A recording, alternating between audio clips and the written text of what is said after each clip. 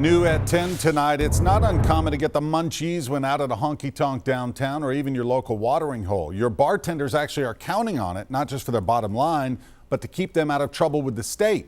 News Channel 5's Todd Walker is live downtown. And Todd, bars are required to serve food, but they hope not much longer. Yeah, Rory, that's right. Whether it's here on Broadway or anywhere else in the entire state, an old law says all of these places back here are technically considered restaurants. And so if they don't serve enough food, they'll have to pay up. But a new bill working its way through the legislature may change that. Another Angry Orchard. That's basically hoping. And chicken quesadillas. Hoping that you're going to make that number. On any given night, you can find plenty of drinks at Canvas Lounge in Midtown. It's part of the job, you know? You think about it every day. That's one of the things that I do think about constantly. Are we hitting it? Are we hitting it? Just constantly looking at it, even hour to hour. But it is not just the drinks manager Malachi Taylor has to worry about. In the back, there is a small kitchen which has to crank out more than a small portion of the sales.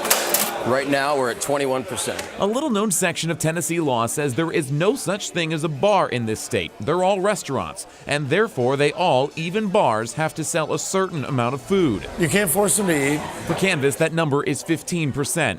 Owner Derek Tanner says his bartenders are always pushing the food. Almost to the point that, some people get a little bit annoyed because I'm always, you want to eat, you want to eat, you want to eat. I think it's a burden on them to try to do that, and it's kind of a burden on the state of Tennessee to keep up with all that. So State Representative Mike Turner may have the perfect recipe. He's introduced a bill which would eliminate the requirement altogether and let a bar be a bar.